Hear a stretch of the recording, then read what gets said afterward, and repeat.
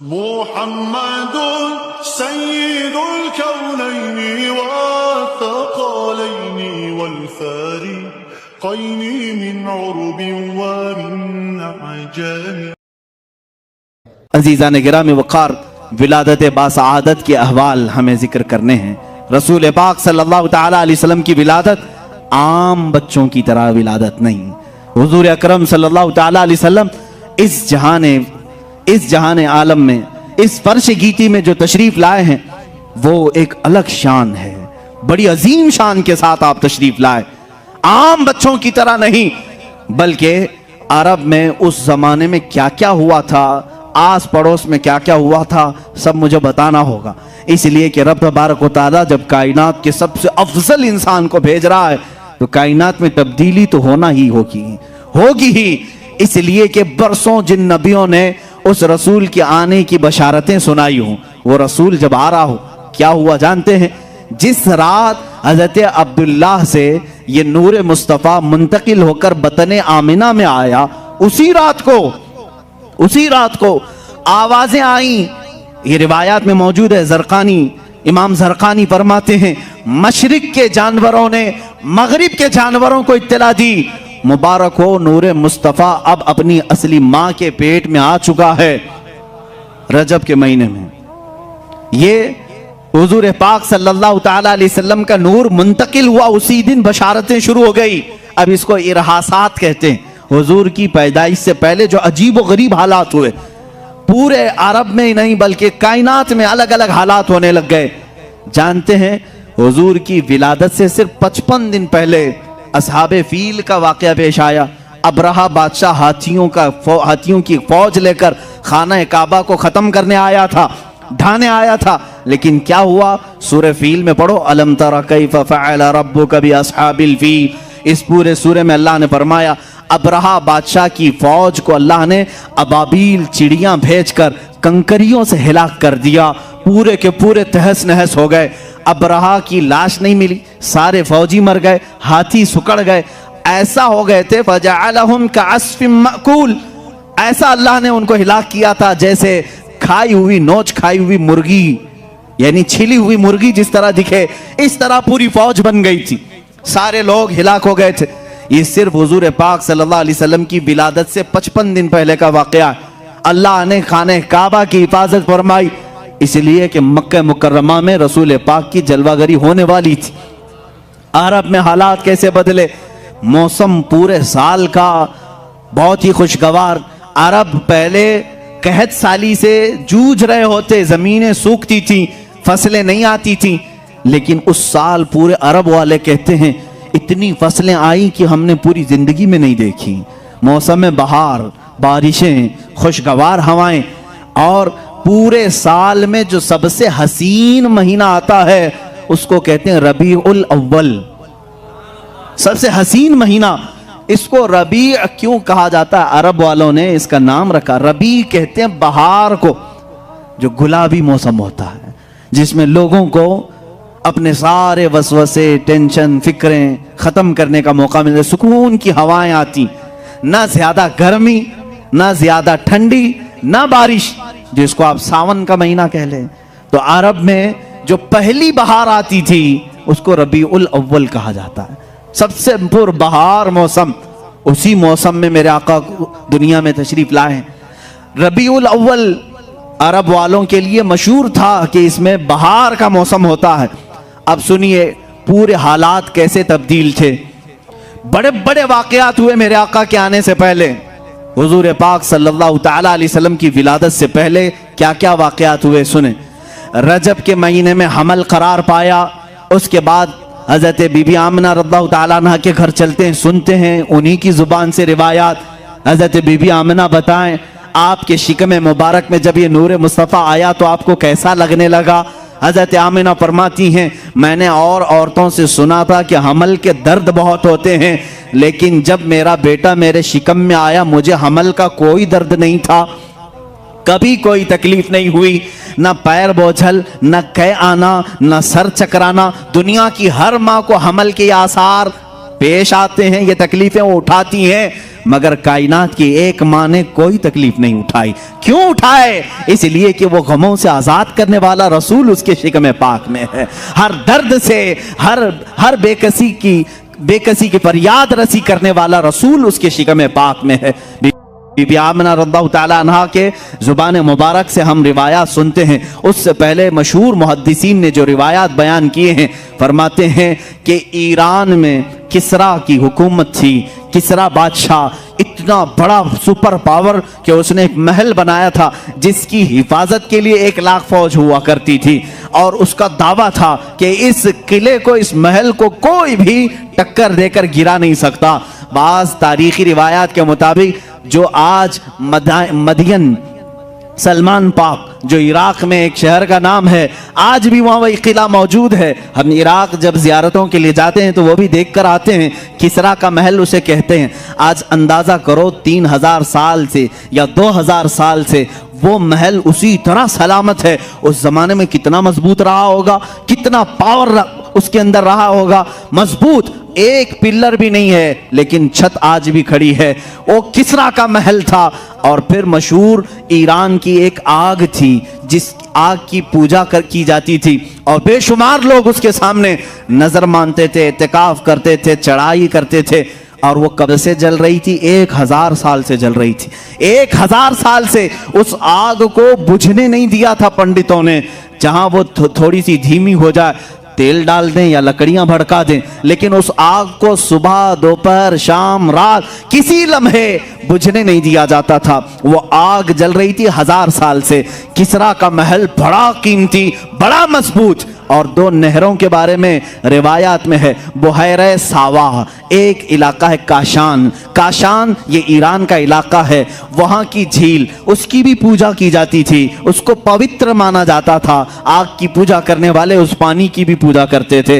इसी तरह समावा एक ऐसी झील थी जिसको सूख करके 300 साल हो गए थे, उसमें पानी का एक कतरा नहीं था। लेकिन मेरे अजीजों, जिस माह मुबारका में मेरे आका की विलादत होनी थी, अचानक हालात तब्दील थे। लोगों ने देखा बुहैरे सावा, जो झील पूजा की जाती थी, पुजारी दूसरे दिन सुबह जाकर देख रहे हैं पूरी झील में एक कतरा पानी का नहीं है, खुश्क हो चुकी है, सूख गई है, कुछ भी नहीं है। और समावा की झील जिसमें 300 साल से पानी का एक कतरा नहीं था, रात को लोगों ने देखा, सुबह आकर देख रहे हैं लबालब पानी भरा हुआ है। इतना पानी कि किसरा के महल्लात तक आ गया। और यही वो दिन था, अचानक ईरान की जमीन पर जलजले आ गए।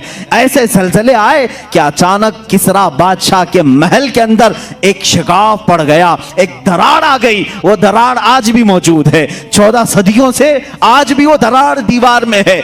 इतनी बड़ी दरार आई कि एक आदमी उसके अंदर से पास हो सकता है, गुजर सकता है, जिसका दावा था इसे कोई गिरा नहीं सकता। अचानक शिगाफ पड़ गया, दीवार में सुराख पड़ गया, और जो कंगोरे लटकाए जाते थे वो सोने के कंगोरे होते। महल के अंदर वो सारे के सारे जमीन पर नीचे गिर चुके थे, सब नीचे आ गए थे। और जितने बुत थे खाने काबा के अंदर और दीगर जगहों पर, दूसरे दिन देखा गया सब के सब औंधे मुंह गिरे हुए थे, सब नीचे फर्श पर गिरे हुए थे। ये अलग अलग हालात, आसमान में अलग सी एक बदली छाई हुई थी जिसमें ठंडी आवाजें आ रही थी। और अलग अलग अरब वालों ने उस जमाने में, उस साल क्या क्या सुना। अरब वाले कहते हैं हमने जंगल का सफर किया, जानवरों को फसी अरबी में बोलते हुए सुना है, एक दूसरे को जानवर मरहबा मरहबा कह रहे हैं। हम ताज्जुब करते थे आखिर जानवरों को बोली कैसे आई है। ये अलग अलग वाकयात जो पेश आए। अब सुनो, किसरा का बादशाह जलजले की वजह से डर गया, सहम गया, बड़े बड़े काहिनों को बुलाया। ये क्या हो रहा है, पूरी कायनात में ये कैसी तब्दीली है। ईरान का बादशाह डरा हुआ है, कैसर रोम, मुल्क रोम का बादशाह ख्वाब में देख रहा है अरब के लोग ईरान के और कैसर रोम के ऊंटों को भगा कर ले जा रहे हैं। अरब के वहशी लोग, बद्दू लोग जो कुछ ज्यादा नहीं जानते, ईरान पर कैसे काबिज हो रहे हैं, रोम पर कैसे काबिज हो रहे हैं। भयानक ख्वाब था। काहिनों को बुलाया गया और ताबीर पूछी गई, ये क्या हो रहा है। जलजले आए, दीवार फट गई, आग जो 1000 साल से कभी नहीं बुझी थी आज अचानक गुल हो गई है। बहरे सावा सूख गया, झील सूख गई, समावा में लबालब पानी आया।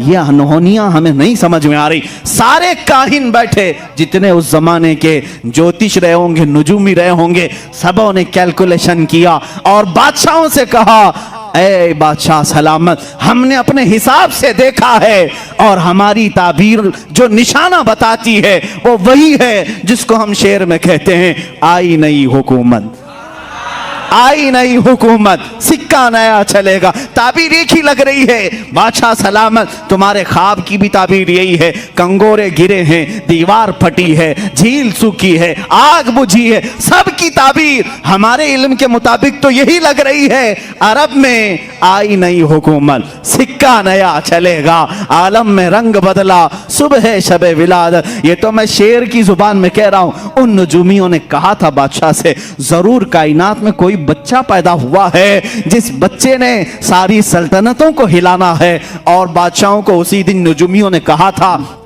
आप खैर मनाओ, आप खैर मनाओ, तुम्हारी सल्तनतें जो 12 पुश्तों से चली हैं, ये 12 कंगोरे गिर गए।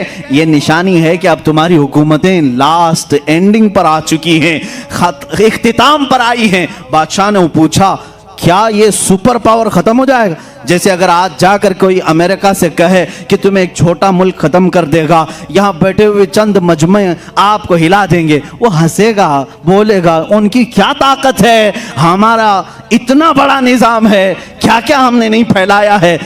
किसरा ने भी यही कहा था, रोम के कैसर ने भी यही कहा था। हाँ, एक बच्चा पैदा हुआ, कहां पैदा हुआ? अरब में पैदा हुआ, बद्दुओं के यहाँ, जो अरबी लोग हैं, देहाती लोग हैं, और हम पावरफुल, उस जमाने के पॉश लोग, सबसे ज्यादा उनके पास माल, सबसे ज्यादा फौज, असलहे उनके पास। उन्होंने नजूमियों को कत्ल कर दिया, मार दिया। तुम लोग झूठी ताबीर बोलते हो। बादशाह की आदत यही है, उसकी तबीयत के मुताबिक तारीफ करो तो खुश होगा। उससे सिर्फ ये पूछो बादशाह से, आप आम कैसे खाते हैं, तो तारीफ करो, खुश होगा। हर बादशाह की आदत है। इंटरव्यू लो तो ये मत पूछो नोटबंदी क्यों किया था, मत पूछो, ये सब नहीं पूछना। जॉब कहां गई, वो मार डालेगा। तुम ताबीर, ज्योतिष भी सही नहीं हो, तुम ज्योतिष भी सही नहीं हो। हाँ, ज्योतिष ये कहे सारे भाग खुले हुए हैं आपके, सारा सीना चौड़ा हो गया है, देखिए उनको नवाजा जाएगा। किसरा और कैसर ने, ईरान की हुकूमत और रोम की हुकूमत ने भी बेचारे नजूमियों को मार डाला। उन्होंने क्या कहा था, एक बच्चा पैदा हुआ है, तुम्हारी सल्तनतें हिला देगा, तुम्हारी सल्तनतें हिला देगा। हक को एक्सेप्ट करो, बात तुम्हें आज या कल माननी होगी। जो अल्लाह के फैसले हैं वो नाफिज होके रहेंगे। और रसूल के मुतालिक मेरे मौला ने फरमाया, हुवल्लज़ी अरसल रसूलहु बिलहुदा व दीनिल हक लियुज़हिरहु अलद्दीन कुल्ली। अल्लाह फरमाता है, हमने वो रसूल भेजा है, रसूल को हिदायत के साथ भेजा है, यूं ही नहीं भेजा कि तुम नारे लगाते रहो। अल्लाह फरमा लियुज़हिरहु अलद्दीन कुल्ली। अल्लाह फरमा रहा है, सारी कायनात पर मेरे रसूल के दीन को गालिब करने के लिए भेजा। वो रसूल का दीन गालिब आएगा आज या कल, क्योंकि अल्लाह का फरमान झूठा नहीं। फ्रांस में भी इस्लाम आएगा, अमेरिका में भी इस्लाम आएगा, यूरोप में भी इस्लाम आएगा। हाँ, जहां जहां मुनकिरीन होंगे इस्लाम गालिब आएगा। तुम्हें बुरा लगता हो अगरचे, और अल्लाह ने फरमाया, आगे पूरी आयत पढ़ता हूं, लियुज़हिरहु अलद्दीन कुल्ली वलौ करिहल मुशरिकून। अल्लाह फरमा रहा है, अल्लाह अपने रसूल के दीन को गालिब करेगा। हुजूर से पूछा गया, ये गालिब कब होगा? हुजूर ने फरमाया, मेरी औलाद में एक मेरा बेटा आएगा जिसका नाम मोहम्मद मेहदी होगा। इमाम मेहदी आएंगे और उस जमाने में पूरी कायनात में सिर्फ और सिर्फ इस्लाम होगा, सिर्फ इस्लाम होगा। और अल्लाह ने जो फरमाया वो भी सुन लें, बिल्कुल सच। वलौ करिहल मुशरिकून, अगरचे काफिरों को ये बात नापसंद आएगी, हाँ नापसंद आएगी, उनको बुरा लगेगा। अभी अगर मैं कहूं आरएसएस वाले भी मुसलमान हो जाएंगे, बुरा लगेगा, तकलीफ होगी उनको। हो सकता है जिसको भी हम कहें उसे तकलीफ हो, लेकिन मेरे अजीजों, मैं कुरान पढ़ रहा हूं। कुरान ये कह रहा है, अल्लाह अपने रसूल के दीन को गालिब करेगा। इस बात के कहने पर तुम मुझे मार डालोगे, कोई मसला नहीं। जिन्होंने अपने बादशाहों को ये बताया, पहले उनको मार दिया बादशाहों ने, लेकिन बाद में उनकी हुकूमतों ने देखा कैसर और किसरा भी गिरफ्तार होकर गुलामान रसूल के कदमों में आ गए थे। और जानते हो इस शान से कि अल्लाह के नबी सल्लल्लाहु ताला अलैहि वसल्लम की वफात के सिर्फ 2.5 साल बाद, 5 साल बाद समझ, वो जलाल आवर खलीफतुल मुस्लिमीन उमर इब्न खत्ताब रदी अल्लाह ताला अन्हु जब मसनद खिलाफत पर जलवाबार हुए, अपनी फौज को किसरा के पास भी भेजा, रोम भी कैसर के पास भी भेजा, और दोनों जगह भी फतेह हुई। और ये गुलामान रसूल जिनको कैसर और किसरा क्या कह रहे थे, एक बच्चा पैदा हुआ हिला देगा, नजूमियों को मार डाला, और उसी रसूल के चंद गुलामों ने उनके तख्तों को हिला दिया, कुर्सियां हमेशा के लिए खत्म हुई। मुझे तारीख बताओ, ईरान और कैसर रोम जब ये खत्म हुए, आज 14 सदियां हो गई, दोबारा ना किसरा आया ना कैसर आया, नहीं आया। उनका खात्मा होना था, हो गया। अजीजा ने गिरामी वकार, इस शान से अल्लाह ने अपने हबीब के गुलामों को फतह दी। मस्जिद नबवी में माले गनीमत लेकर के आए और उसमें कालीन लेकर आए जिस पर किसरा बादशाह की कुर्सियां लगती थी, उस जमाने का महंगा कालीन जिस पर बैठ जाए तो लोग दुनिया में फख्र करते थे। मैं किसरा के कालीन पर बैठ कर आया हूं। जब किसरा का सब दरबार खत्म हुआ, माले गनीमत मदीना तैयबा साहबा ले आए, हजरत उमर से पूछा बहुत महंगा है दुनिया का, उस महल की सबसे कीमती चीज हम ले आए, इसको कहां सजाएं? हजरत उमर फारूक रज़ियल्लाहु ताला अन्हु ने कहा ले जाओ मस्जिद नबवी के दरवाजे के बाहर रखो, हर आदमी पैर पोंछकर अंदर आए, पैर पोंछकर अंदर आए। इसलिए कि उमर इब्न खत्ताब रदियल्लाहु ताला अन्हु दुनिया को ये बताना चाहते थे, वो कैसर और वो कैसर रोम, वो किसरा ईरान, तुम जिस पर बैठकर फख्र करते थे, ये फख्र करने वाला कालीन गुलामान रसूल के तलवों के नीचे हुआ करता है। जब तुम इश्क़ मुस्तफ़ा में कामिल होंगे, इंशाअल्लाह उल अज़ीज़ उनकी कुर्सियां तुम्हारे ज़ेरे कदम आएंगी, हम भी देखेंगे, इंशाअल्लाह हम भी देखेंगे। अभी बहुत कुछ गुनगुनाया गया था जिससे लोगों को तकलीफ भी हुई, लेकिन मैं फिर भी कहूंगा हम भी देखेंगे इंशाअल्लाह अज़ीज़। रब ने अगर हमारी किस्मत में लिखा है तो हम भी देखेंगे, और इमाम मेहदी का ज़हूर होगा इंशाअल्लाह अज़ीज़, हम भी देखेंगे इंशाअल्लाह। इस्लाम गालिब आएगा, वलो करिहल काफिरून वलो करिहल मुशरिकून, अगरचे काफिर ना पसंद करें, अगरचे मुशरिक ना पसंद करें। अब मेरे आका सल्लल्लाहु ताला अलैहि वसल्लम की विलादत के साल ये बड़े बड़े वाक़यात पेश आए। क्या क्या हुआ है? अरब के हालात बदले हुए थे, बुहैरा सावा, बुहैरा समावा, और उनके अलावा जो किसरा के बादशाह के कंगोरे टूट के गिरे और दरारें आई, आग बुझ गई। उसके अलावा आओ अब बीबी आमना के घर चलते हैं। अब ये विलादत की घड़ी के करीब के आसार मैं बता रहा हूँ, निहायत ही अदब एहतराम के साथ सुनो, इसलिए कि मौलूद मुबारका को सुनना ये ईमान वालों के लिए सआदत की बात है। मेरे आका सल्लल्लाहु ताला अलैहि वसल्लम की विलादत बासआदत से पहले खुशबू की जाए और बखूर किया जाए, इतर लगाए जाएं, और हुजूर पाक सल्लल्लाहु ताला अलैहि वसल्लम के तज़किरे निहायत ही अदब व एहतराम से किए जाएं। रसूल करीम सल्लल्लाहु ताला अलैहि वसल्लम की विलादत बासआदत से पहले सैयदा बीबी आमना रज़ियल्लाहु ताला अन्हा फरमाती हैं, अब सुने, हज़रत बीबी आमना रज़ियल्लाहु ताला अन्हा फरमाती हैं, जैसे ही मेरे बतन पाक में मेरे बेटे का हमल करार पाया, मुझे कोई तकलीफ नहीं थी, कोई आलाइश, कोई इस तरह की नापाकी हमने नहीं देखी।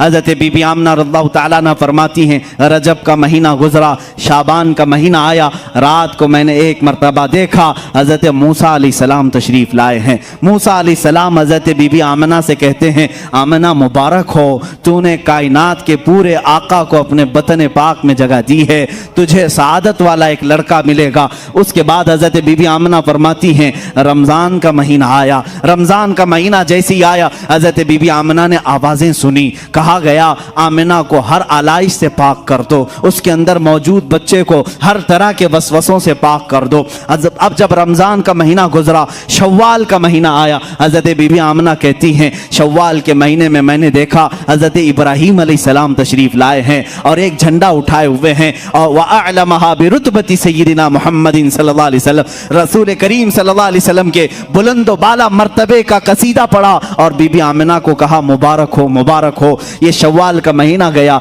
जिलकादा का महीना आया। हजरत बीबी आमिना फरमाती हैं हर माह में मैं किसी नबी की जियारत करती और वह मुझे मुबारकबादी देते और मरहबा मरहबा कहते। जिलकादा गुजरा, जिलहज्जा आया, जिलहिज्जा गुजरा, मुहर्रम का महीना आया। इस हमल पाक को सफर के महीने में 8वां महीना लग चुका था। सफर का महीना ये बड़ा मुबारक महीना था। बीबी आमिना कहती हैं मेरे बतन पाक के 8 महीने के हमल में कभी मुझे बोझ नहीं महसूस हुआ, कभी तकलीफ नहीं हुई, कभी ऐसा उठाया नहीं। बीबी आमिना फरमाती हैं सफर के महीने में जो चीजें मैंने देखी वो बहुत अजीबो गरीब थी। यहां तक कि मैं रात के वक्त अगर घर के ऊपर नजर करती तो बदलियां मुझे नजर आती और उसमें बात करने की आवाजें सुनाई देती।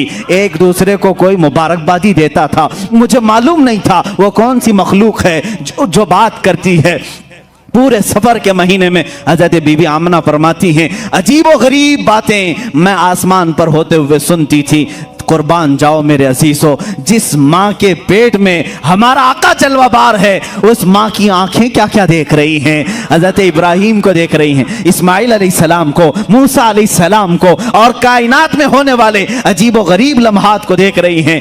अब सुनो, रबीउल अव्वल शरीफ का चांद जगमगाया, हिलाले रबीउल अव्वल आया। बीबी आमिना फरमाती हैं अचानक मुझे हुराने जन्नत के तराने सुनाई देने लगे। वो गुनगुनाती थी, रात भर मुझे मीठे मीठे तराने सुनाई देते। बीबी आमिना फरमाती हैं रबीउल अव्वल की पहली गुजरी, दूसरी गुजरी, तीसरी गुजरी, ये दिन गुजरते गए, नबियों की बशारतें आई, यहाँ तक कि रबीउल अव्वल की 10वीं तक मैंने देखा जिब्राइल अमीन तशरीफ लाए हैं और उन्होंने देखा, सारे मलाइका से कहा सफ़ें बांध लो, अल्लाह का हबीब आने वाला है। अल्लाह अल्लाह। बीबी आमिना फरमाती हैं मैं ये 2 रोज कबल से देख रही थी हुराने जन्नत के तराने, यहाँ तक कि 11वीं शब आई, 11वीं रबीउल अव्वल आई, उस दिन भी मैंने अजीब व गरीब बातें सुनी, अजीब व गरीब रोशनियां देखी। 12वीं शब आई, कहती है बीबी आमिना रज़ियल्लाहु ताला अन्हा मेरी पेशानी से अचानक एक नूर चमका, मेरे घर की दीवारों पर रोशनी हुई,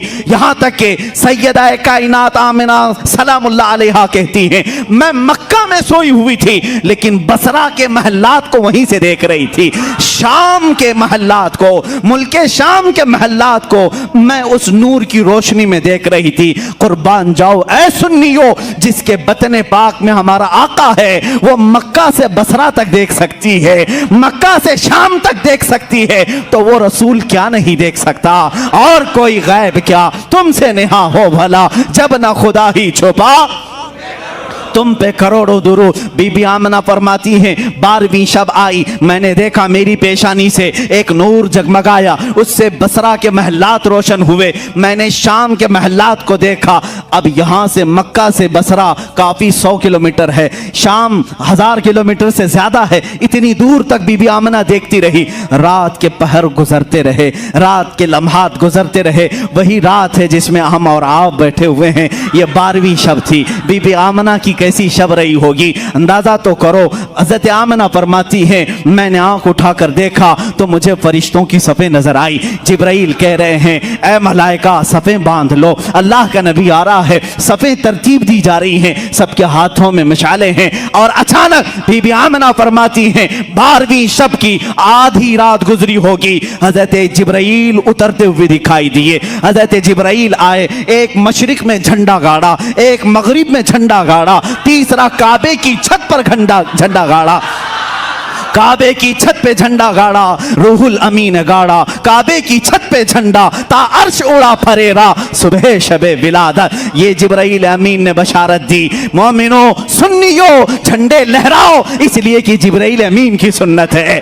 जिब्राइल अमीन ने 3 झंडे गाड़े, बामे काबा पर भी, मशरिक में भी, मगरिब में भी। मशरिक और मगरिब में क्यों गाड़ा? इसलिए कि बताने के लिए कायनात के इस आलम के आका की खुशियां मनाना मक्का वालों की ही सिर्फ खुशकिस्मती नहीं, सिर्फ मदीने वालों के हिस्से में नहीं, मशरिक और मगरिब में बसने वाले सारी मखलूकात इन 2 झंडों के बीच में रसूल की आमद की खुशियां मनाएगी। जिब्राइल अमीन खुशियां मना रहे हैं। बीबी आमना फरमाती हैं, रात के आखिरी पहर थे, अचानक सुबह सादिक का वक्त तुलू हो रहा था। वही साअत, वही घड़ी जिसको इमाम आले सुन्नत ने कहा, जिस सुहानी घड़ी चमका तैबा का चाँद, उस दिल अफरोज साअत पे लाखों सलाम। अल्लाह अल्लाह, ये घड़ी दुनिया की सबसे अजीम घड़ी है, ये साअत दुनिया की सबसे मकबूल साअत है। मैं समझता हूं न शबे कद्र वहां को पहुंचती है, न शबे रमजान की ईद वहां पर पहुंच सकती है। कोई घड़ी उस घड़ी का मुकाबिल नहीं हो सकती जिस घड़ी में कायनात का आका व मौला जलवाबार हो रहा है। बीबी आमना फरमाती हैं, सुबह सादिक हुई, मेरे अजीजों और माओं को डिलीवरी के वक्त और विलादत के वक्त दर्द शुरू हो जाता है। दर्द ज़ह जिसको कहते हैं, वह तड़पती हैं। लेकिन बीबी आमना फरमा रही हैं, मैं ठंडक महसूस कर रही थी, खुशियां महसूस कर रही थी, पेशानी से लेकर तलवों तक ठंडक ही ठंडक थी। अचानक मेरे घर का दरवाजा बंद था। रात भर तो जन्नत की हूरों के तराने सुनती रही, फरिश्तों की सफ़ों को देखती रही, लेकिन कहती हैं सुबह सादिक होने लगी तो मैंने अचानक मेरे घर में 3 औरतों को आते हुए देखा। वो औरतें बड़ी हसीन व जमील थी, खूबसूरत थी और अजीब शान की थी। वो मेरे घर के अंदर आई, कोई मेरे दाएं खड़ी हो गई, एक बाएं खड़ी हो गई, एक सिराने के पास खड़ी हो गई। मैंने पूछा, यह हज़रत आमिना फरमा रही है, ए आने वाली खवातीन तुम कौन हो, इस तरह घर में कैसे आई हो? वो खवातीन कहती हैं, ए आमिना ना घबरा, हम तेरे आने वाले मौलूद की दाया बनकर आई हैं। हम कौन हैं तुझे बताती हैं। एक खातून ने कहा, मेरा नाम सैयदा हव्वा है, मैं पूरी कायनात की माँ हूँ। दूसरी कहती है, मेरा नाम सैयदा आसिया है, जो जन्नत की पाकीज़ा खवातीन में से हो। तीसरी कहती है, मेरा नाम सैयदा मरियम है, जिसकी पाकी की कसम कुरान खाता है। ऐ मेरे अजीजों, ये 3 पाकीज़ा खवातीन बीबी आमिना के सिराने खड़ी हैं, विलादत बासआदत के वक्त दाया बनकर के आई हैं। क्या शान है आका तुम्हारी, क्या शान है आका तुम्हारी। हाँ, दुनिया में किसी को ये सआदत नहीं मिली होगी जिसको किसी अजनबी ने न छुआ। वो बीबी मरियम मेरे रसूल की दाया बनकर आई हैं, बीबी आसिया दाया बनकर आई हैं। अचानक मेरे सैयदा कायनात आमिना सलामुल्लाह अलैहा फरमाती हैं, इन दायाओं से बातचीत हो रही थी, सुबह सादिक की घड़ी आई। अल्लाह अल्लाह, वो नूर खुदा, वो रहमत आलम, वो रसूल पाक जिसको कायनात के आका व मौला होने का शरफ अल्लाह ने अता किया, वो इस दारे व इस दुनिया गीती में जलवाबार हुआ। मेरी आंखें थोड़ी देर के लिए बंद हुई। जब मैंने आंखें खोली, हसीन गुलाब से ज्यादा चमकता हुआ चेहरा, वो नूर वाला तशरीफ ला चुका था। वो कायनात को जगमगाने वाला, वो आलम बाला का रसूल, वो आलम सुफला का रसूल, वो आलम जिन्नात का रसूल, वो आलम मलकूत का रसूल, वो आलम हैवानात का रसूल, वो 18,000 आलमों का रसूल बीबी आमिना के बतन पाक से जलवाबार हुआ। लेकिन किस शान से, अलग ऐसे आम बच्चों की तरह न समझो। बीबी आमिना फरमाती हैं, मैंने नजर उठाकर देखा, चांद से ज्यादा हसीन चेहरा है, ना जिसमें पाक पर पेट की कोई गंदगी या आलाइश लगी हुई, कुछ नहीं, बल्कि वो नहा करके चमकते हुए बूंदों के साथ आया हुआ था। ऐसे तारे टपक रहे थे, तारों की तरह चेहरे पाक पर पानी के कतरे झिलमिला रहे थे। बीबी आमिना फरमाती हैं, मैंने नजर किया, हजरत आमिना वो जो तस्वीर खींची है, सदा कुर्बान जाओ मेरे अजीजों, कायनात के आका व मौला की तस्वीर, उनकी माँ से ज्यादा हसीन कौन बता सकता है। हजरत आमिना कहती हैं, मैंने अजीब व गरीब बात देखी, मेरा शहजादा जब जलवागर हुआ, आम बच्चों की तरह रोते चिल्लाते नहीं आया, बल्कि सबसे पहले मैंने सुना उनकी जुबान पर था उम्मती उम्मती उम्मती उम्मती उम्मती उम्मती। उसके बाद मैंने उनको सजदे के आलम में देखा। कौन है वो बच्चा जो पैदाइश के दिन अपने मौला के हाथ सजदा रेज है, पेशानी जमीन पर है, कायनात के आका व मौला एक दिन के हैं आज, लेकिन सजदे के आलम में हैं। हज़रत आमना फरमाती हैं जैसे ही ये तीन दायाओं ने उठाया, अल्लाह अल्लाह, बीबी आमना फरमाती हैं खुशी से मैं झूम गई। न दर्द था न तकलीफ थी, लेकिन इस हसीन गुलाब को देखने के बाद रूह में और एक खुशी और फरहत और इंबसात आ गया। उसके बाद कहती हैं मैंने नज़र किया, नाफ कटी हुई थी। जब वो बच्चों की नाफ होती है, काटा जाता है 6 दिन के बाद, आप नाफ बुरीदा थे और मैंने देखा रसूल पाक सल्लल्लाहु तआला अलैहि वसल्लम खतना शुदा पैदा हुए थे, मखतून थे। और मैंने देखा, बीबी आमना फरमाती हैं रसूल पाक के चेहरे को आंखों में सुरमा पहले से लगा हुआ था। मखहूलन मदहूनुन मखतूनुन मलफूफुन बिथौबिन मिन अस्सौफिल अबयदी अल्यनु मिन अल हरीर अल्यनु मिन अल हरीर अबयदु मिन अस्सौफ। हज़रत आमना फरमाती हैं अचानक मैंने देखा एक नरम लेशमी कपड़े में उन्हें लपेटा हुआ है, उनकी आंखें सुरमे की हैं, उनकी नाफ कटी हुई है, मखतून है। और मैंने जब उठाने की कोशिश की, मुश्क अंबर से ज्यादा खुशबुएं आ रही थी।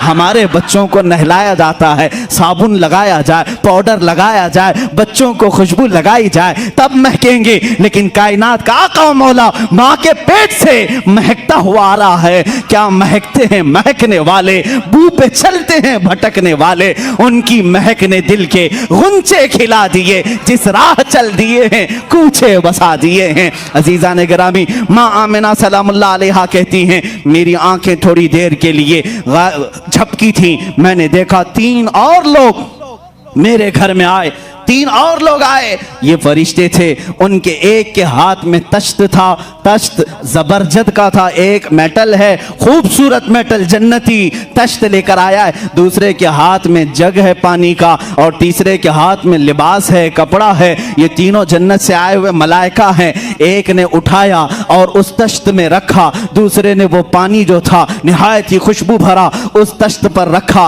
और तीसरे ने वो मुलायम रेशम वाला लिबास उनके ऊपर डाल दिया। हज़रत आमना कहती हैं अचानक ये तीनों गायब हो गए, मेरा बच्चा भी नहीं, ना वो 3 लोग, कोई नहीं दिखा। हज़रत आमना कहती हैं मेरी आंखों से आंसू जारी हो गए, कायनात का इतना हसीन बच्चा मेरी गोद में, अचानक 3 लोग आए। सुबह सुबह अभी अंधेरा अंधेरा है और तीनों लोग लेकर गायब हो चुके। कहाँ गया मेरा बच्चा, कहाँ गया मेरा बच्चा? मैं बेकरार थी, बेचैन थी। अचानक एक फरिश्ते की आवाज आई, आमिना घबराओ मत, आमिना बेचैन और बेकरार मत हो, इसलिए कि अल्लाह के हुक्म से फरिश्तों ने उठाया है। कहाँ ले जा रहे हैं? कहते हैं फरिश्ते अब तेरे इस शहजादे को आलम आला में ले जाया जा रहा है, फरिश्तों को जियारत कराई जा रही है। अल्लाह रब्बुल इज्जत का हुक्म है, सारे फरिश्ते सफ़ें बांध कर खड़े हैं तेरे इस शहजादे की एक झलक के लिए, दीदार के लिए इश्तियाक में खड़े हैं। वो फरिश्ते लेकर गायब हो चुके थे। नूरे मुस्तफ़ा अब जिसमें मुक़द्दस में आया है,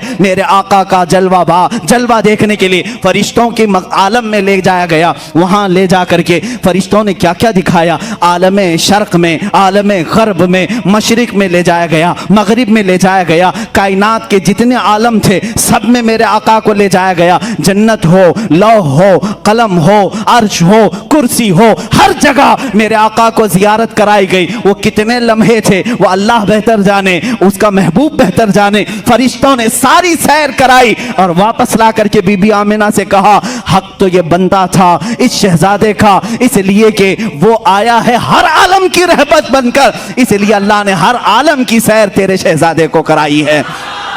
आई नई हुकूमत, सिक्का नया चलेगा, आलम में रंग बदला, सुबह शबे विलादत। सैयदा बीबी आमिना सलामुल्लाह अलैहा कहती हैं जब ये तीनों मलाइका ने उठा करके मेरे शहजादे को पूरी कायनात की सैर कराई, वापस लाकर मेरे पास रखा, तो जिब्राइल अमीन ने मुनादी की, ऐलान किया, ऐ मलाइका खुशियां मनाओ, ऐ फरिश्तों खुशियां मनाओ, इसलिए कि अब अल्लाह रब्बुल इज्जत का वो हबीब आया है जिस हबीब की हर सिफारिश पर मौला अपने जलाल को जमाल में तब्दील करेगा। अपने जलाल को जमाल में तब्दील करेगा। फरिश्ते जलाले खुदाबंदी से डरते थे, अल्लाह के जलाल से डरते थे, और उस दिन उन्होंने खुशियां मनाई। अब रब का जलाल अपने हबीब के जमाल में आ जाएगा। उम्मतियों, हम क्यों ना खुशियां मनाएं, इसलिए कि हमें मौला ने पैदाइशी उस रसूल की उम्मत में बनाया है। इसीलिए तो हमारे इमाम अहले सुन्नत फाजिल बरेलवी ने हमें यह अकीदा दिया है, हश्र तक डालेंगे हम पैदाइश मौला की धूम, मिसले फारस नजद के किले गिराते जाएंगे। सुनो, बड़े ध्यान से कह रहा हूं, खाक हो जाएं अदू जलकर मगर हम तो रजा, खाक हो जाएं दुश्मन जलकर मगर हम तो रजा, दम में जब तक दम है जिक्र उनका सुनाते जाएंगे, दम में जब तक दम है जिक्र उनका सुनाते जाएंगे। बीबी आमिना सलामुल्लाह अलैहा ने ऐलान किया कि मेरे घर मौलूद मुबारक हो चुका है।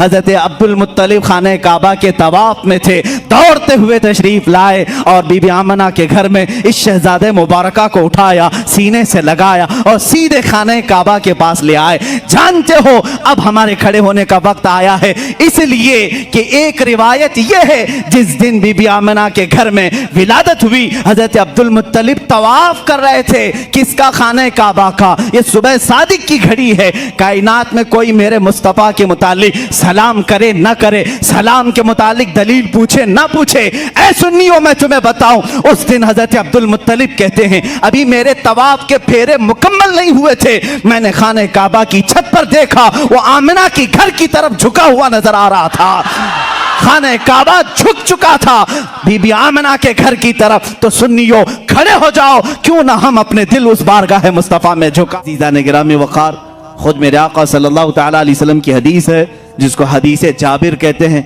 मुसन्नफ़ इब्न अब्दुर रज़ाक़ में यह हदीस पाई गई। हुज़ूर पाक सल्लल्लाहु तआला अलैहि वसल्लम ने हज़रत जाबिर से कहा, ऐ जाबिर, सबसे पहले अल्लाह ने मखलूक़ात में तेरे नबी के नूर को पैदा किया। हुजूर ने फरमाया कि सबसे पहले अव्वलु मा खलक़ल्लाहु नूरी, अल्लाह ने सबसे पहले मेरे नूर को पैदा किया। वो रसूल का नूर कैसा था, क्या था, ये अल्लाह बेहतर जाने। हदीस पाक में ये मिलता है। और मदारिजुन नबुव्वा में शेख अब्दुल हक मुहद्दिस देहलवी रहमतुल्लाह तआला अलैह इसकी 12 मंजिलें बताते हैं कि नूर मुस्तफ़ा सल्लल्लाहु तआला अलैहि वसल्लम को कैसे पैदा किया गया। कुछ भी नहीं था, आदम थे ना हव्वा थी, ना कायनात की कोई चीज, ना जन्नत दोज़ख लौह कलम अर्श कुर्सी, कुछ नहीं, सिर्फ अल्लाह रब्बुल इज्जत। अल्लाह ताला फरमाता है, कुन्तु कंज़न मख्फियन फ़अरदतु अन उअरफ़ा फ़ख़लक़तुल ख़ल्क़, औ कमा क़ाल रसूलुल्लाह सल्लल्लाहु अलैहि वसल्लम। यह हदीस कुदसी है, यानी अल्लाह खुद फरमा रहा है, रसूल की जुबान है। मेरे आका फरमाते हैं, अल्लाह ने फरमाया, कुन्तु कंज़न मख्फियन, मैं एक छुपा हुआ खजाना था। अल्लाह फरमा रहा है, मैं एक छुपा हुआ खजाना था। फ़अरदतु अन उअरफ़, तो मैंने ये इरादा किया कि मैं पहचाना जाऊं, मेरा तारुफ हो सबके सामने। फ़ख़लक़तुल ख़ल्क़, फिर मैंने एक मखलूक पैदा किया। एक मखलूक, सबसे पहली मखलूक। अल खल्क़ से मुराद क्या है? वो नूर मुस्तफ़ा है। मेरे आका सल्लल्लाहु तआला अलैहि वसल्लम के नूर को पैदा किया। अल्लाह रब्बुल इज़्ज़त ने अपने हबीब के नूर को पैदा किया। उसके बाद हुआ ये कि ये नूर कहाँ था, क्या कर रहा था। 9 लाख साल पहले की बात, आदम अलैहिस्सलाम की विलादत से तकरीबन 9 लाख साल पहले, और बाज़ रिवायत में 5 लाख साल पहले अल्लाह तबारक व तआला ने अपने हबीब के नूर को पैदा किया।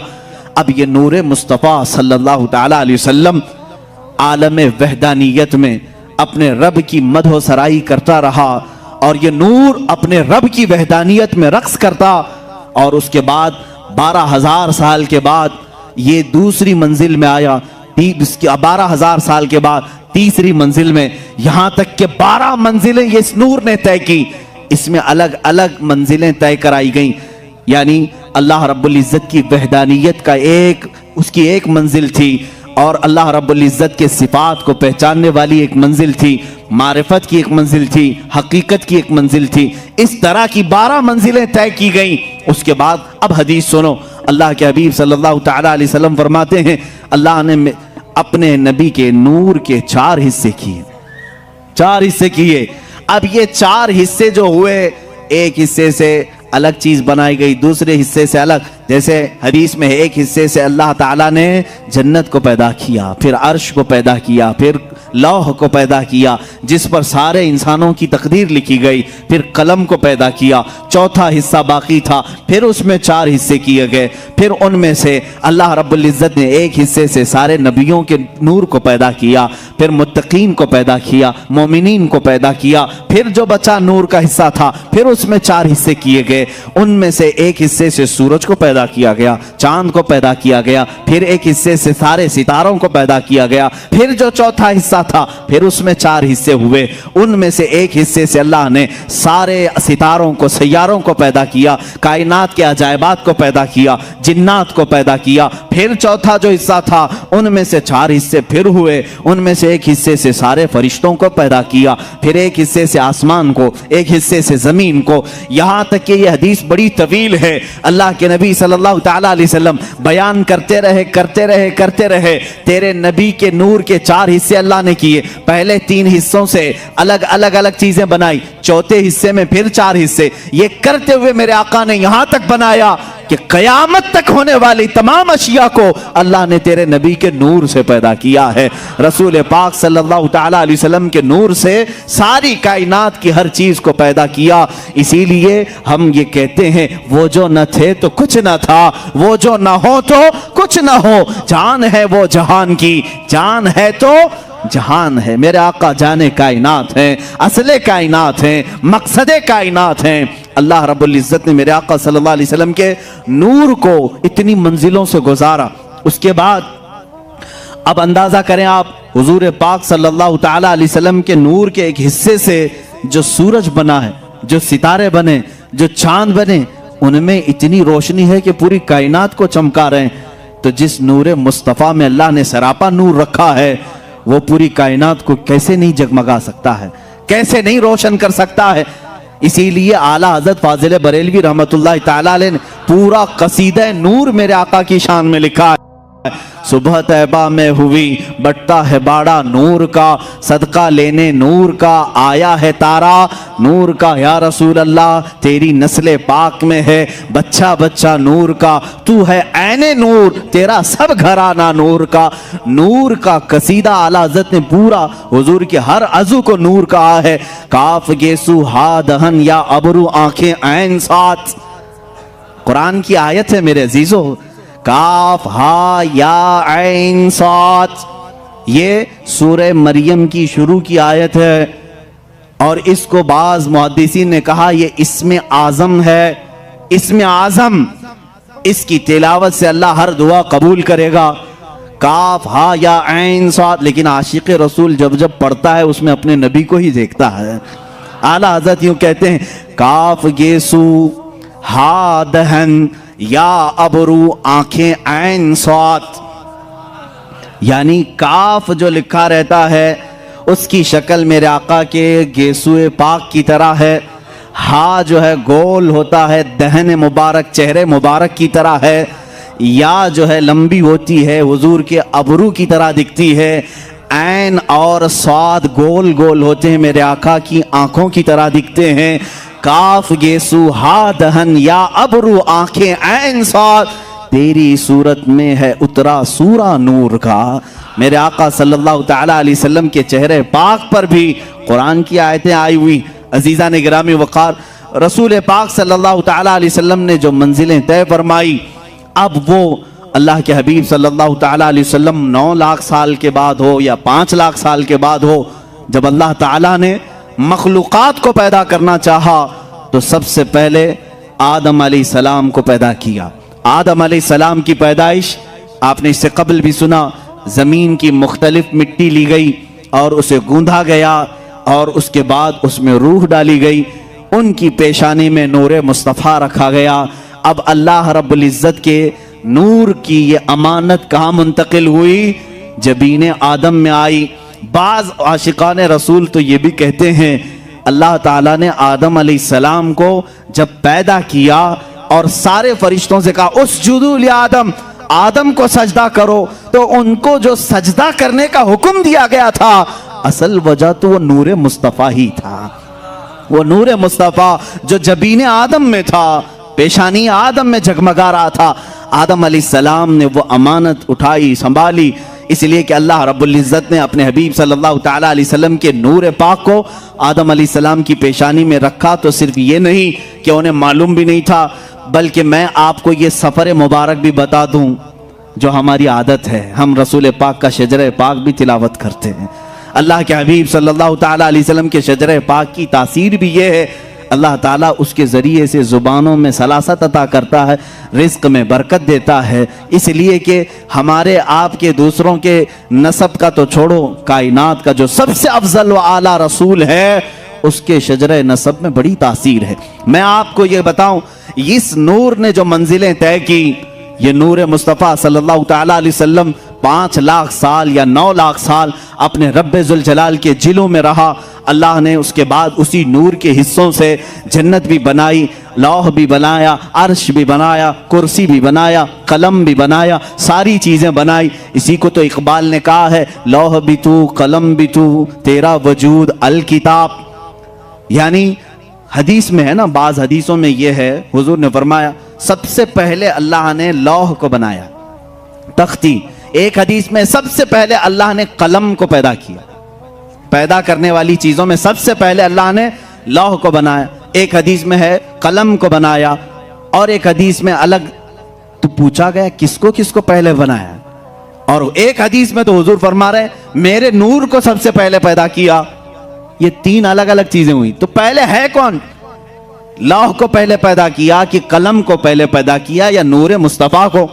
इकबाल जैसा आशिक जो है यहाँ पर हमारे जहनों को करीब करके समझाता है, इसमें टेंशन लेने की जरूरत नहीं, किसको पहले पैदा किया। इकबाल का शेर ये कहता है, या रसूल अल्लाह लौह भी तू, कलम भी तू, तेरा वजूद अल किताब। जिसको अल्लाह ने पहले पैदा किया वो शक्ल तो आप ही की थी, लौह से मुराद आप ही हैं, कलम से मुराद आप ही हैं, किताब से मुराद भी आप ही हैं। लौह भी तू, कलम भी तू, तेरा वजूद अल किताब, गुंबदे आबगीना रंग तेरे वजूद में हबाब। अजीज़ान गिरामी वक़ार, रसूल पाक सल्लल्लाहु ताला अलैहि वसल्लम की ये जो मंजिलें हैं, जबीन आदम में आए, अब जब दुनिया से, जब जन्नत से उतर कर दुनिया में आए, रसूल पाक सल्लल्लाहु ताला अलैहि वसल्लम का नूर लेकर के ही दुनिया में आए। यहाँ जब आए 350 साल तक हज़रत हव्वा से अलग रहे, फिर उसके बाद मुलाकात हुई, हज़रत आदम अलैहिस्सलाम की तौबा भी कबूल हुई मुस्तफ़ा करीम के वसीले से। हुजूर पाक सल्लल्लाहु ताला अलैहि वसल्लम के वसीले से ही आदम अलैहिस्सलाम की तौबा कबूल हुई। अल्लाह रब्बुल इज़्ज़त ने दोनों को मिलाया, शोहर और बीवी को, जिनका निकाह जन्नत में हो चुका था। दुनिया में आने के बाद 350 साल तक मिल नहीं सके, लेकिन अरफात के मैदान में दोनों की मुलाकात हुई। अब उसके बाद सिलसिला चला। आदम अलैहिस्सलाम की उम्र मुबारक तकरीबन 1000 साल की हुई। कितनी? 1000 साल की। बेशुमार औलाद आपकी हुई। आपका औलाद का जो नसब का सिलसिला था, इसलिए कि दुनिया को अभी वजूद में लाया गया था, नस्ल इंसानी की इर्तिका होनी थी। रोजाना आदम अलैहिस्सलाम के घर में बच्चे की विलादत होती थी, रोज उनकी बीवी रोज हामिला होती, रोज बच्चे की विलादत होती। इस तरह आपकी औलाद में एक होनहार और सालेह फर्जंद पैदा हुए, जिनका नाम शीस रखा गया, वो भी नबी हुए। जब हजरत शीस अलैहिस्सलाम पैदा हुए तो आदम अलैहिस्सलाम की पेशानी में हल्कापन आया, शीस की पेशानी चमकने लगी। हजरत आदम अलैहिस्सलाम समझ गए नूर मुस्तफ़ा मुंतकिल होकर शीस की पेशानी में आ गया है। हजरत शीस अलैहिस्सलाम की जबीन मुबारक चमकती थी। मेरे अजीजों, ये चमक जो है हुजूर के सारे आबा व अजदाद में पाई गई। सारे हुजूर के जितने बाप आदम अलैहिस्सलाम तक आते हैं नसब में, सबकी पेशानियां चमकती थी। हजरत शीस अलैहिस्सलाम को देखा आदम अलैहिस्सलाम ने, उनकी अलग से तरबियत की, अलग से सारी औलाद में उनको अलग मकाम दिया। और फिर ये कहते रहे, हजरत शीस अलैहिस्सलाम का जो निकाह हुआ, उस जमाने की हजरत आदम अलैहिस्सलाम की बेटियों से ही उनके निकाह होते थे। भाई बहन के निकाह होते थे सिर्फ उनकी शरीयत में, बाकी किसी की शरीयत में जायज नहीं, इसलिए कि उस वक्त इंसान उतने ही थे, एक ही बाप की औलाद थे। अपनी बेटियों में जो सबसे पाकीज़ा थी आदम अलैहिस्सलाम ने उनके साथ हजरत शीस का निकाह किया। शीस अलैहिस्सलाम के निकाह के बाद चंद ही दिनों के बाद देखा गया शीस अलैहिस्सलाम की जबीन मुबारक से वो नूर गायब नजर आ रहा है। उन्होंने भी समझ लिया कि ये नूर मुंतकिल हो चुका है। हजरत शीस अलैहिस्सलाम से ये नूर मुस्तफ़ा सल्लल्लाहु तआला अलैहि वसल्लम यानिश में आया। ये यानिश हजरत शीस अलैहिस्सलाम की औलाद में सबसे बड़े थे और सबसे ज्यादा परहेजगार, अपने बाप के वफादार, इतने आला अखलाक थे। उनको देख करके भी शीस अलैहिस्सलाम ने तरबियत की, अलग से उनकी तरबियत की और बताया कि बेटा तुम्हारे पास अल्लाह ने एक बहुत बड़ी अमानत रखी है, तुम इधर उधर नजर नहीं करोगे, तुम्हारा हर अज़ू तुम्हारा हर लम्हा पाक होना चाहिए, इसलिए कि तुम्हारे पास अल्लाह की एक बहुत बड़ी अमानत। देखें, इस अमानत को हर बाप ने महफूज रखा और तरबियत भी वैसी की। हजरत यानिश का जब निकाह हुआ, वो भी अपने अशरफ खानदान में, आला खानदान में, जब उनके घर उनकी दुल्हन आई, चंद सालों के बाद हजरत यानिश की पेशानी मुबारक से भी वो नूर गायब नजर आया। उन्होंने महसूस कर लिया कि नूर मुंतकिल हो चुका है। ये उस जमाने में सबको दिखता भी था, मालूम भी होता था। मियाँ सबकी पेशानियां लोग तो देखते होंगे, लेकिन एक पेशानी अगर सूरज से ज्यादा चमकने लगे तो सबको पता ही चल जाएगा ये कोई आम इंसान नहीं, इसके पास कोई खुसूसियत तो है। और जिसके पास ये नूर होता था, हर जमाने की बात यह है, उस शख्स से शादी करने के लिए हर औरत बेताब रहती थी। हर औरत, जो उस जमाने की मखसूस औरतें होती, वो ये नूर को देखती और पैगाम निकाह भेजती। और जिस नसीब वाली औरत के हिस्से में वो आता, वो दुल्हन बनकर क्या थी। हजरत यानिश के बाद उनके बेटे कैनन थे। कैनन की पेशानी पाक में वो नूर मुस्तफ़ा मुंतकिल हुआ। रसूल पाक सल्लल्लाहु तआला अलैहि वसल्लम के नूर की ये मंजिलें हैं जो सफ़र कर रही हैं। नूर खुदा चलता हुआ आदम की जबी में, जबीन आदम से शीस की जबी में, जबीन शीस से यानिश की जबी में, जबीन यानिश की से कैनन की जबी में, और यहाँ कैनन की जबी से पेशानी से हजरत महलील की जबीन पाक में आया। महलील से यरद में, यरद से इदरीस में, इदरीस से इदरीस अलैहिस्सलाम का नाम मुतवश्शलख भी है। मुतवश्शलख से ये नूर मुस्तफ़ा सल्लल्लाहु अलैहि वसल्लम लामिक में आया। लामिक से हजरत नूह अलैहिस्सलाम, जो हजरत नूह अलैहिस्सलाम औलाद आदम में दूसरे रसूल भी हैं। नूह अलैहिस्सलाम की जबीन मुबारक खूब चमकती रही और फिर ये नूर मोहम्मदी सल्लल्लाहु तआला अलैहि वसल्लम उनके बेटे साम में आया। साम से ये नूर अरफक्षस में आया। अरफक्षस से फिर शालिख में आया। शालिख से फिर ऐबर में आया। ऐबर से ये नूर फालिख में आया। फालिख से ये राऊ में आया। राऊ से ये सारूख में आया। सारूख से ये फिर नाहूर में आया। नाहूर से फिर तारुह में, तारुह से फिर ये जबीन मुस्तफ़ा, नूर मुस्तफ़ा सैयदना इब्राहीम खलीलुल्लाह की पेशानी में आया। इब्राहीम खलीलुल्लाह अलैहिस्सलातु तस्लीम की पेशानी मुबारका खूब जगमगाती रही। आपने 2 शादियां की हैं, सारा से भी, हाजरा से भी। हजरत सारा से इसहाक अलैहिस्सलाम पैदा हुए, लेकिन ये नूर मुंतकिल नहीं था। इब्राहीम अलैहिस्सलाम ने हाजरा से निकाह किया, सलामुल्लाह अलैहा। हजरत हाजरा से बेटे पैदा हुए इस्माइल अलैहिस्सलाम, फिर ये नूर मुस्तफ़ा जबीन इस्माइल में आ गया। इस्माइल अलैहिस्सलाम का मशहूर वाक़या तुम्हें मालूम होगा। अल्लाह ने इब्राहीम को हुक्म दिया था, जाओ अपने बेटे की कुर्बानी करो। हजरत इब्राहीम अलैहिस्सलाम ने हुक्म खुदाबंदी पर अमल करने के लिए मिना के मज़बा खाने में लाए और हाथ पैर बांध करके, क्या उनकी गर्दन पर छुरी नहीं चलाई थी? हर बकरीद को हम ये वाक़या सुनाते हैं। गर्दन पर छुरी चलाई, ना चली। इब्राहीम अलैहिस्सलाम ने पत्थर पर चलाई, पत्थर टुकड़े हो गया। फिर गर्दन पर चलाई, नहीं चली। उशाक़े मुस्तफ़ा कहते हैं, कैसे चलेगी? जबीन इस्माइल में नूर मुस्तफ़ा जगमगा रहा था। नूर मुस्तफ़ा अमानत के तौर पर इस्माइल अलैहिस्सलाम की पेशानी में अभी मौजूद था। उसे कायनात में फर्श गीती में आना था। अब सुनो, और इस नूर मुस्तफ़ा की मंजिलें, इसका सफ़र अल्लाह रब्बुल इज़्ज़त ने पाक असलाब में रखा, पाक पुश्तों में रखा, पाक माओं के रहम में रखा हजरत इस्माइल अलैहिस्सलाम से। फिर ये नूर मुस्तफ़ा सल्लल्लाहु तआला अलैहि वसल्लम नाबत में आया, नाबत से यशजब में आया, यशजब से तैरह में आया, तैरह से नाहूर में आया, नाहूर से मुक़व्विम में आया, मुक़व्विम से उदद में आया, उदद से अदनान में आया, अदनान से फिर माद में आया, माद से नज़ार में आया। ये सब में मेरे रसूल पाक के आबा व अजदाद के नाम पढ़ रहा हूँ। हर नाम पर आप रज़ियल्लाहु अन्हु कहें, अलैहिस्सलाम कहें, अल्लाह उन पर सलामती भेजे। अब मैंने सुनाया अदनान तक ये नूर मुस्तफ़ा मंजिलें तय करता हुआ तशरीफ लाया। अदनान से फिर माद में, माद से नज़ार में, नज़ार से मुदर में, मुदर से इलियास में, इलियास से मुदरिका में, मुदरिका से खुज़ैमा में, खुज़ैमा से किनाना में, किनाना से नदर में, नदर से मालिक में, मालिक से फहर में, जिनको कुरैश कहा जाता है, कुरैश से गालिब में, गालिब से लुई में, लुई से काब में, काब से मुर्रा में, मुर्रा से किलाब में, किलाब से कुसई में, कुसई से अब्दे मुनाफ में ये नूर आया।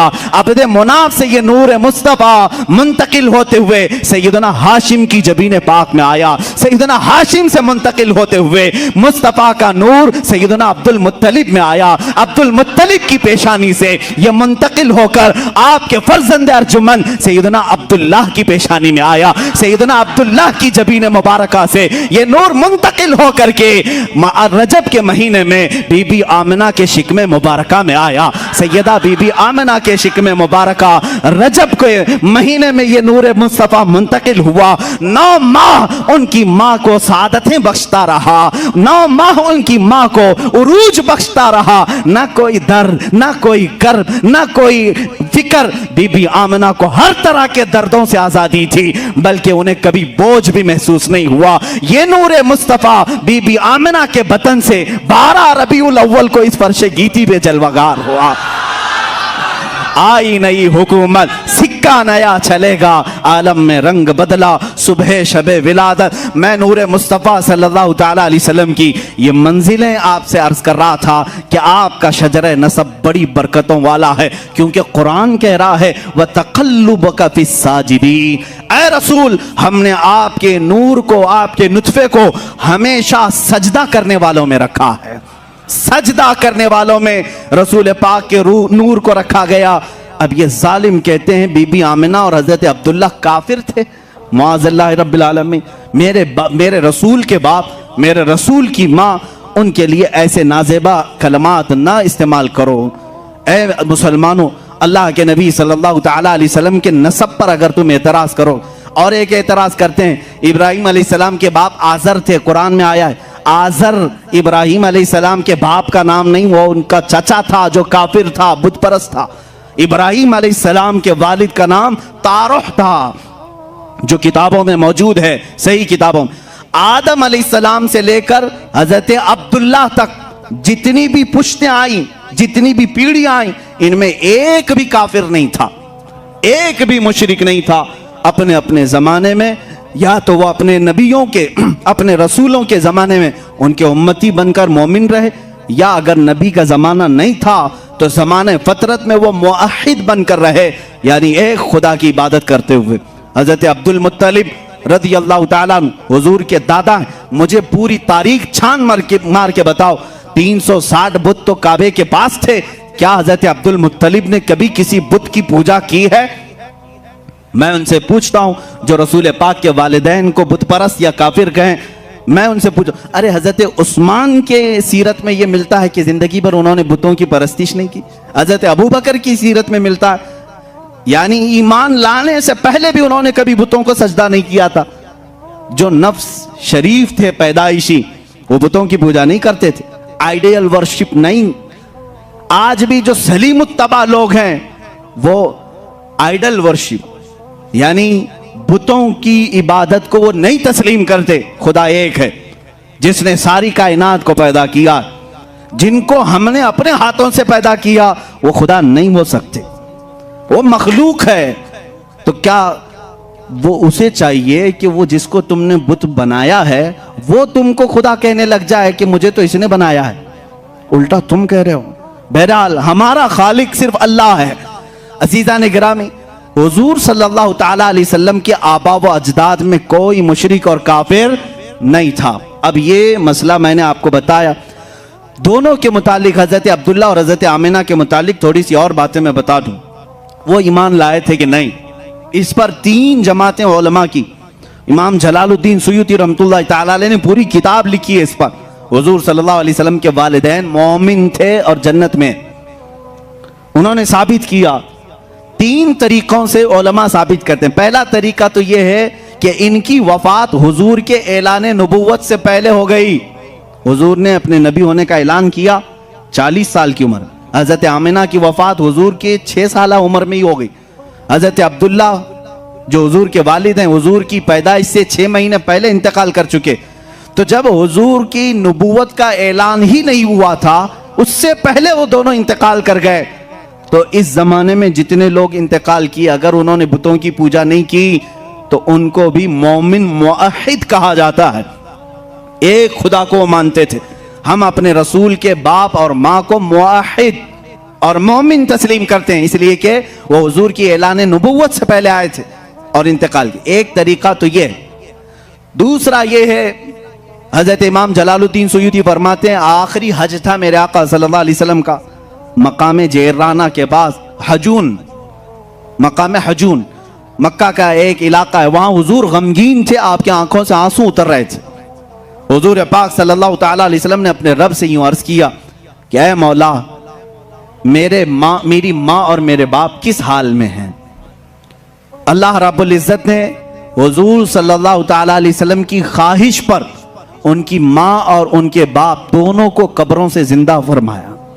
हुजूर सल्लल्लाहु अलैहि वसल्लम फरमाते हैं, मेरी माँ को भी मैंने देखा, मेरे बाप को भी मैंने देखा, और उन पर मैंने ईमान पेश किया तो वो ईमान भी कबूल की, वो ईमान लाए और अल्लाह रब्बुल इज्जत ने उनको वापस कब्रों में भेजा। अब ये अकली तौर पर मुहाल भी नहीं, नामुमकिन भी नहीं, क्योंकि कुरान में इस तरह की बहुत सारी बातें आई। ईसा अलैहिस्सलाम मुर्दों को जिंदा करते थे। मूसा अलैहिस्सलाम के ज़माने में ऐसा हुआ है कि कातिल का पता मालूम करने के लिए मकतूल को एक गाय की पूंछ से मारा गया, वह जिंदा हुआ, और उसको किसने कत्ल किया था वो बताया और फिर मरा। सूरह बकरा पूरी इसमें मौजूद है। यानी मुर्दे का जिंदा होना, बात करना अकली तौर पर मुमकिन है, कुरान से साबित है। तो जब कुरान में ईसा अलैहिस्सलाम मुर्दे जिंदा किए हैं, सबूत है।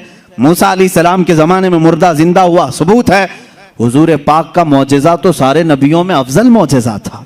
अल्लाह ने उनको उनके वालिदैन जिंदा करके दिए और वो ईमान लाए और फिर वफात पाए।